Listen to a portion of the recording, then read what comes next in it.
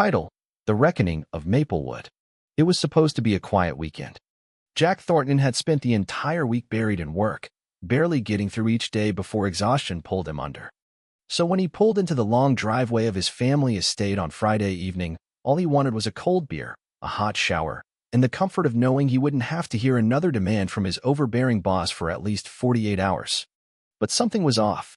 Too many cars lined the gravel path leading up to his house.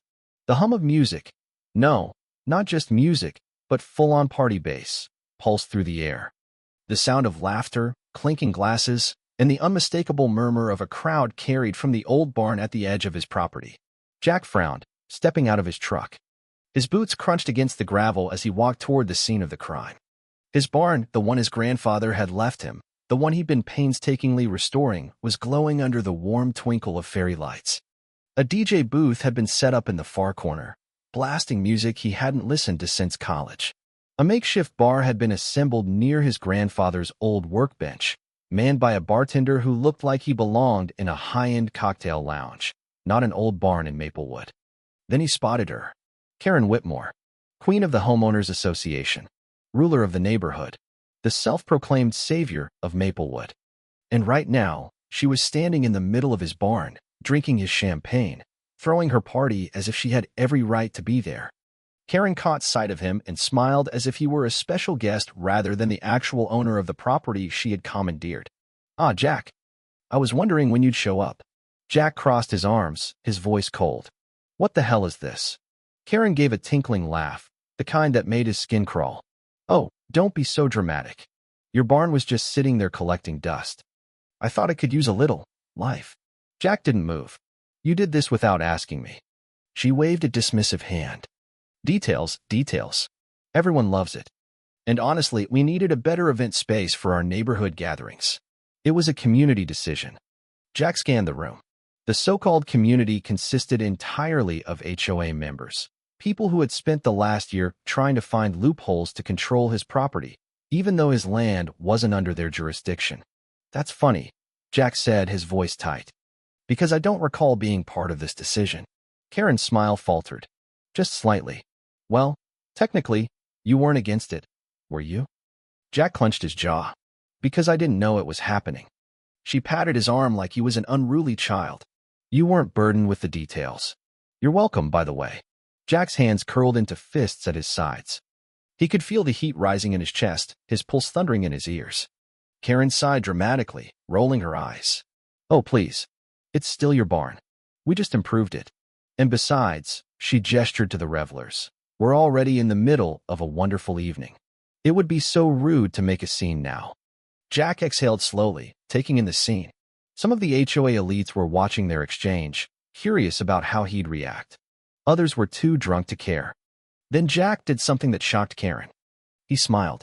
"You know what? You're right." Karen blinked. "Wait, I am." Jack nodded. "Yeah, it would be rude to make a scene." He looked around and gave a small nod. "Enjoy your night." And with that, he turned on his heel and walked away. Karen looked momentarily surprised at how easily he backed down. But then she shrugged, turning back to her guests, basking in her stolen glory. She had no idea what was coming. Because if Karen thought she could steal his barn for a party, she was about to find out what happened when you messed with the actual owner. Jack had a plan. And it started at midnight. The party had reached its peak. Music pulsed, drinks flowed, and laughter echoed through the barn as the HOA members celebrated their supposed victory. Karen, basking in the praise of her guests, had no idea that every second that passed was another step toward her downfall. Jack stood outside, waiting, watching. Then, at exactly midnight, he made his move. He stepped away from the barn doors, producing a set of heavy-duty padlocks. One by one, he secured the exits, locking every single person inside. It took a few minutes for anyone to notice.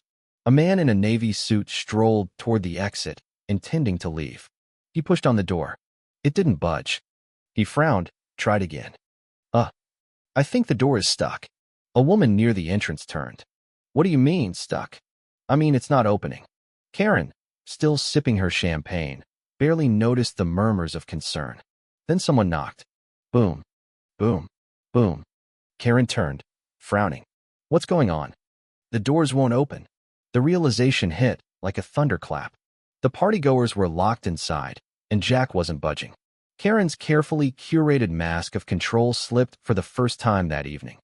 She spun toward the guests, her voice tight but still trying to hold onto authority. Everyone, just stay calm. This is obviously some kind of misunderstanding. Jack smirked from the other side of the window. Oh no, Karen. This is very much intentional. A woman in a sequin dress clutched her cocktail glass. Wait, he's not joking. A murmur of confusion turned into a ripple of concern. The murmurs then grew into outright protest as people tested the doors themselves.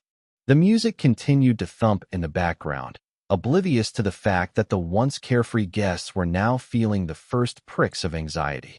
Let us out, Jack, Karen snapped, her perfectly manicured fingers wrapping around the door handle and yanking. This isn't funny. Oh, I think it is, Jack said. He leaned against the window frame, sipping his beer. Think of it as a community bonding experience. A man in an expensive blazer growled. You can't just lock us in here. Oh, I can.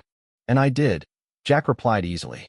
See, I remember someone saying that my barn was a perfect event space. You wanted it so badly, well, congratulations. It's all yours for the night. Karen's face turned red with rage.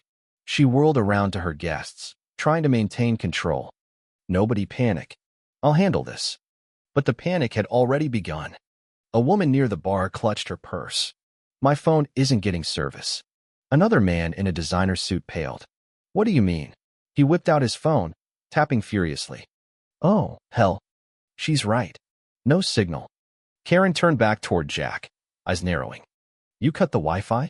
Jack shrugged. I figured you'd appreciate the exclusive experience. Isn't that how all high-end parties work? No distractions. A low growl of discontent rumbled through the crowd. Several guests started hammering on the doors. Others attempted to pry open the windows, only to realize they were reinforced. Karen was losing her grip on the situation, and she knew it. Enough of this, Jack, she barked. You let us out right now, or I'll. You'll what? Jack asked, tilting his head mockingly. Call the cops. Go ahead. Karen's mouth clamped shut. She couldn't call the cops without exposing herself. Jack's grin widened. Oh, that's right. This little event of yours? Completely illegal. No permits, no permission. Just pure entitlement. A nervous murmur spread among the guests. A woman gasped. Wait, does that mean we're trespassing? Karen waved her hand dismissively. Oh, don't be ridiculous. We're just having a gathering. A deep voice from the back cut in. A gathering on his property, without permission? The shift was palpable. The HOA elites were turning on their leader. Jack watched the chaos unfold, his amusement growing with every passing second. A man in a tuxedo wiped his forehead. So where's the bathroom? Karen stiffened. Another guest's eyes widened. Wait, there isn't one? Then came the real tipping point. A man, woozy from too many drinks, turned green. Oh, no, he muttered. I think I'm going to be sick. The crowd parted as he stumbled, and then, vomit. Everywhere. The shrieks that followed were music to Jack's ears. People stumbled back, knocking over tables and sending wine glasses crashing to the ground. Panic erupted as guests began desperately trying to pry open the doors, some screaming at Karen, others turning on each other. Karen's reign was over, and Jack? He had all night to enjoy the show. Karen scoffed, marching toward the exit. Oh, please. You just have to. She yanked the handle. Nothing. Her frown deepened. She tried again, this time with force. The doors barely shifted. Then, realization dawned. Karen's eyes flicked around the barn, searching. Then they landed on Jack, standing just outside the window, casually sipping a beer. Her face turned red. You have got to be kidding me. Jack raised his drink. Something wrong. Unlock the doors. Now. Jack took a long sip. Why? I thought you were enjoying your event space. What's the rush? Karen clenched her fists. This isn't funny. Oh, I think it's hilarious. Jack stepped closer. You threw a party in my barn without asking. You used my property like it was yours. So, you know what? You can keep it. Panic set in. The murmurs grew louder, turning into whispers, then shouts. Someone jiggled the handle. Another pounded on the door. No one was getting out. And Jack? He was enjoying the show. The barn had transformed into pure chaos. The once elegant gathering had dissolved into a frantic mess of people shouting, pushing, and searching for any possible escape. But there was none. Karen's hands clenched into fists, her carefully curated image shattering by the second. "Everyone, stop panicking," she yelled, trying to regain control. "We'll get out of here soon." Jack chuckled from the other side of the window, sipping his beer leisurely. "Oh, I wouldn't be so sure about that, Karen." Karen shot him a murderous glare. "You won't get away with this." Jack raised an eyebrow. "With what?" "Making sure my own property isn't used without permission." The murmurs among the guests grew louder. A man in a designer suit turned toward Karen, his face pale with realization. You didn't get permission for this, did you?" Karen's mouth opened and closed, but no words came out. The crowd was starting to fracture. The people who had blindly followed Karen, trusting her authority, now looked at her as if seeing her for the first time. "You mean to tell us," a woman in a bejeweled dress snapped, "that we're locked inside a barn illegally?" Karen's face was tight. "Oh, please. We'll be out soon. He's just trying to be difficult." Someone tested a window again. Nothing. Then another voice rose from the back. "This is a fire hazard." The murmur grew into shouts. "We should call the police. My wife is claustrophobic. Someone is going to sue you for this, Karen." Karen spun toward the crowd, raising her hands. "Everyone, enough. I am handling it." The guests weren't convinced. Karen turned back toward Jack, hissing through clenched teeth. "Open the doors. Now." Jack took another slow sip of his beer. "Or what?" A new voice cut through the air. "I want my lawyer." Karen flinched. The words had come from Marcus Langford, a prominent real estate attorney who had always backed the HOA's decisions. He was one of the biggest names at the party, a man Karen had worked hard to impress. But right now, he was looking at her like she was a walking liability. "If we're trapped inside against our will, that's unlawful detainment," Marcus said coolly, adjusting his cufflinks. "And if we're on private property without the owner's consent, that's trespassing." He turned his gaze toward Karen. "Which means you've not only put yourself in legal jeopardy, but you've also dragged all of us into it." The weight of the situation finally sank in. Jack let the moment hang in the air before he spoke. "Sounds like you've got a real problem, Karen." Karen turned back toward him, eyes blazing with desperation. "Jack, please." Jack tilted his head. "What was that?" Karen's jaw tightened. "I said." She took a deep breath, the words tasting like poison. "Please open the doors." Jack smiled. "Now, see, that's the kind of respect I should have gotten before you threw a party in my barn." Karen's fingers dug into her palms, but she had no choice. "Jack," she gritted out, "I'm sorry. I shouldn't have used your property without permission." Jack nodded approvingly. "That's a start." Karen inhaled sharply. "Will you let us out now?" Jack pretended to think. Then he pulled out his phone, scrolling for a moment before smirking. "Sure, Karen. I'll let you out. But first," he turned the phone screen toward the window. Karen's face drained of color. There, on the screen, was a live stream. A video. Her video. A perfect shot of her face, wild-eyed, screaming at the window, surrounded by furious guests. "You recorded this?" she gasped. "Oh, I recorded everything," Jack said, his voice dripping with satisfaction. "And so did a lot of other people." Karen's hands trembled as she realized the truth. There was no erasing this. No covering it up. By tomorrow morning, the entire town would know what happened here. Jack finally stepped forward, unlocking the doors with a slow, deliberate movement. The moment the latch clicked, the crowd surged out, pushing past Karen as they fled into the night. She stood there, frozen, her once loyal followers refusing to even look at her. Jack leaned in close, his voice low enough that only she could hear. "Hope you enjoyed the party, Karen." "Because you're Rain." He grinned. "It's over." Karen didn't respond. She just walked away, her empire crumbling with every step. By morning, the entire neighborhood knew.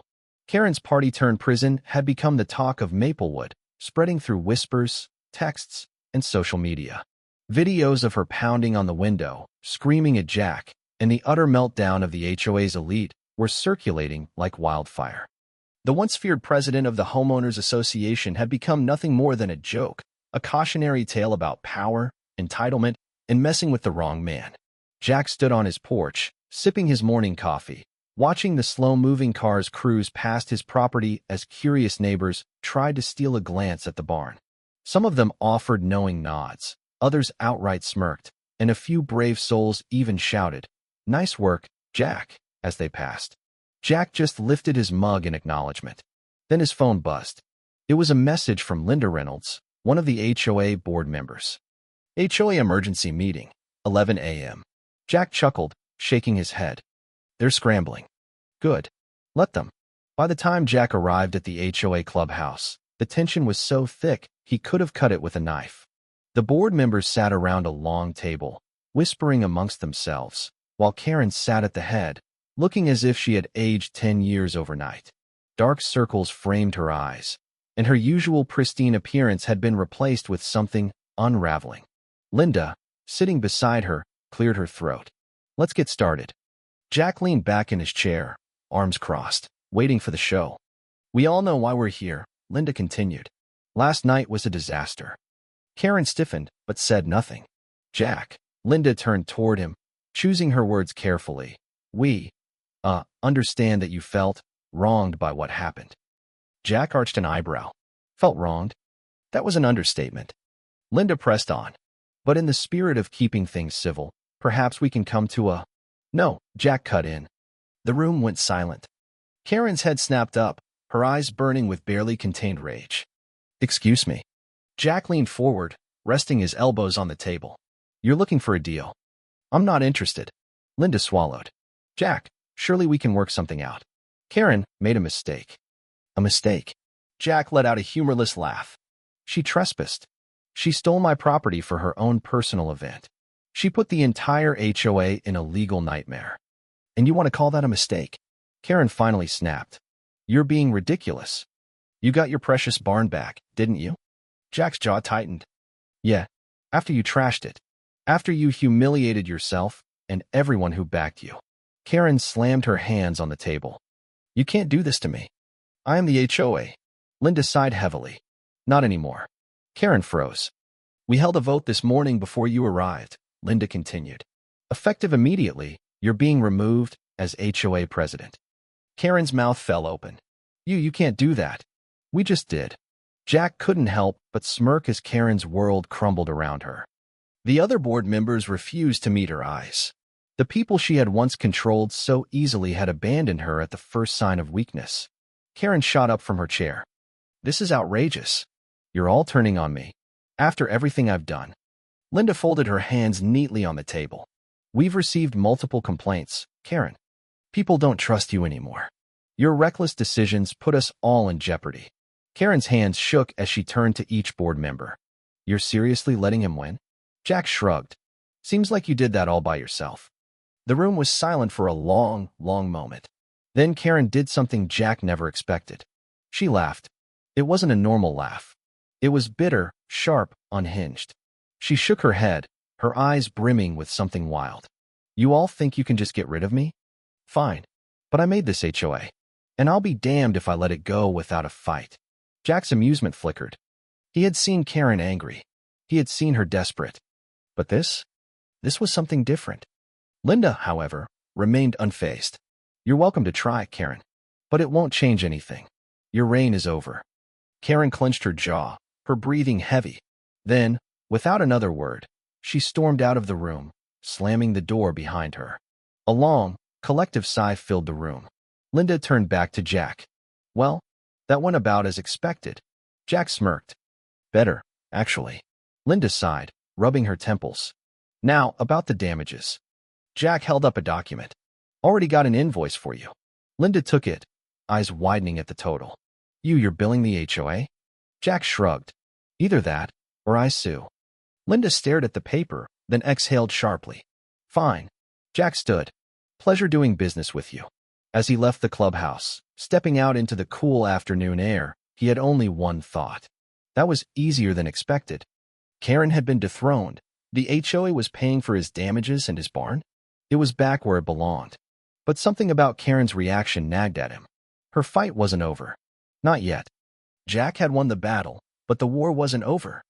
For the next few days, Karen was unusually quiet. No dramatic outbursts, no attempts to rally her former allies. But Jack knew better than to believe she was giving up. Karen wasn't the kind of person to accept defeat gracefully. She was plotting. He could feel it. Then it happened. Jack woke up to an email from the county zoning office. Subject: Property Code Violation Notice. He clicked it open, skimming through the legal jargon until the key points jumped out at him. Unauthorized commercial use of residential property. Potential violation of historical preservation guidelines. Cease and desist notice pending investigation. Jack swore under his breath. Karen. This had her fingerprints all over it. His barn, his property, wasn't just a building, it was part of his family's history. It had been in his family for generations, long before the HOA had sunk its claws into the neighborhood. And now, just as he was about to turn it into a profitable event space, someone had filed a complaint. Jack grabbed his phone and dialed the zoning office. Yeah, I just received a notice about a violation on my property. What's this about? The woman on the other end sighed. We received an anonymous complaint stating that your barn is being used for commercial purposes in a residential zone. Anonymous? Jack scoffed. Right. And I suppose this just conveniently happened after I kicked the HOA president off my land. I can't comment on that, sir, she said, her tone professionally neutral. But a formal investigation has been opened. You'll need to cease any commercial activities on the property until it's resolved. Jack exhaled slowly, forcing himself to stay calm. Fine. What's the process to fight this? She explained the appeal process, forms to fill out, and hearings to attend. It would take weeks to clear up, if not months. And Karen knew it. Jack thanked her and hung up, already forming a plan. Karen wanted to play dirty? Fine. He could play dirtier. Jack didn't waste time. He drove straight to the county office, requesting copies of all complaints filed against his property. As expected, only one had been submitted, just days ago. Jack grinned when he saw the signature at the bottom. Karen Whitmore. He snapped a photo of the document and sent it to Linda with a simple text. Your former president is at it again. Linda's response came within minutes. You've got to be kidding me. Jack smirked. Oh, I wish I was. Linda, let me handle the board. You handle Karen. Jack, gladly. He had no intention of letting Karen drag him into a bureaucratic nightmare. He needed leverage. Something to make her regret ever filing that complaint. And he knew exactly where to find it. The next morning, Jack parked across from Karen's house and watched. It didn't take long before he spotted what he was looking for: violations. Multiple violations. For years, Karen had bullied homeowners over minor infractions, mailbox styles, lawn decorations, paint colors, but she had never followed the rules herself. Jack pulled out his phone and snapped pictures. An unapproved extension in her backyard. A driveway that exceeded HOA guidelines. A fence that didn't meet community standards. Unauthorized modifications to her porch. He grinned. Oh, Karen, you really should have covered your tracks better. Jack sent the photos to the new HOA president, along with a message. Just a friendly reminder that HOA rules apply to everyone. Linda's reply was immediate. I'll take care of it. That was all Jack needed. Within 48 hours, Karen received her own set of violation notices. Jack made sure to be outside when she got the mail. He watched as she ripped open the envelopes, her face turning a shade of red, so deep it was almost comical. Then she saw him. Jack waved. Her fists clenched, the papers crumbling in her hands. She stormed across the street, her heels clicking furiously against the pavement. You did this. Jack grinned. Oh, I don't know what you mean. Seems like the HOA is finally enforcing its own rules. Karen's nostrils flared. You're ruining me. Jack stepped closer, lowering his voice just enough that only she could hear. No, Karen. You ruined yourself. She glared at him, but there was something else behind her eyes now, something that looked an awful lot like fear. She had played her final card, and it had backfired spectacularly. Jack leaned in slightly. Here's what's going to happen. You're going to drop that complaint with the zoning office. And in return, maybe I won't push the HOA to fine you into oblivion. Karen's jaw clenched. You think you can threaten me? Jack shrugged. It's not a threat. It's a deal. He crossed his arms. Your choice. Karen stood there, her hands trembling with rage. Then, finally, she exhaled sharply and turned on her heel, storming back inside. Jack smiled. The next morning, the zoning office called. Mr. Thornton? The complaint against your property has been withdrawn. Jack leaned back in his chair. Oh, what a surprise.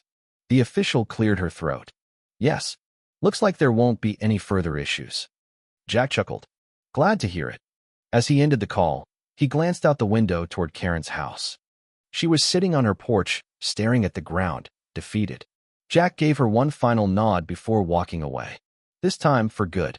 Jack had expected Karen to put up more of a fight, but after her last desperate attempt backfired, she had gone completely silent. No more complaints, no more schemes. It was as if she had finally realized that she had lost. But Jack wasn't done yet. He had spent too much time dealing with Karen's games to just let her slink away into obscurity. He wanted to make sure she could never pull something like this again. And he had just the plan to do it. The HOA had been trying to clean up Karen's mess, but the damage had already been done.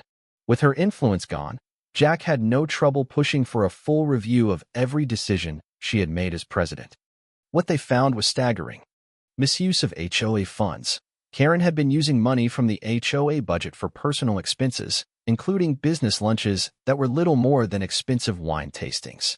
Selective enforcement of rules. Dozens of fines had been handed out under Karen's leadership, but only to people she personally disliked, while her own violations were ignored. Unapproved modifications to HOA bylaws. Karen had quietly changed regulations to give herself more power, even though she lacked the authority to do so. Jack made sure these findings were made public. A special HOA meeting was called, open to the entire community. The new board members presented the evidence, and by the time they were finished, the once feared Karen Whitmore was nothing more than a disgraced fraud. She sat in the back of the room, her face pale, as her neighbors whispered and glared at her. People she had once ruled over with an iron fist were now watching her downfall with satisfaction. When the final motion was passed, banning her from ever holding an HOA position again, she stood up and stormed out, slamming the door behind her. Jack smiled. Checkmate. With Karen gone, the neighborhood began to change. The oppressive HOA rules she had enforced so ruthlessly were rolled back, giving homeowners more freedom. The board, now under Linda's leadership, focused on improving the community rather than micromanaging it. Jack, meanwhile, finally got his event space up and running, this time legally. His barn became the go-to venue for weddings, parties, and celebrations. The very people who had once attended Karen's illegal gala now paid him to use the space, a delicious irony he never tired of enjoying. And as for Karen, she put her house up for sale just a month after the final HOA meeting. Rumor had it that no one in the neighborhood would even make her an offer. She was forced to sell at a loss and move away from the town she had once ruled. Jack watched as the moving truck pulled away, Karen's furious silhouette visible in the passenger seat. He lifted a beer in a silent toast. Goodbye, Karen. And just like that, Maplewood was finally free. Years later, Jack's event space was thriving. The barn had been fully restored, hosting everything from small-town concerts to charity events. The town had changed for the better, and Karen was nothing but a distant memory. One evening, as Jack locked up after a particularly successful wedding reception, Linda walked up beside him. You know, she said with a smile, I think you might have saved this neighborhood. Jack chuckled. I just got rid of a problem. She shook her head. No, you did more than that. You reminded people that this is our community, not just one person's kingdom. Jack glanced at the barn, then back at her. Yeah, he admitted. I guess I did. He took one last look at the night sky, the warm glow of the barn lights shining behind him. For the first time in a long time, Maplewood felt like home. And this time it really was.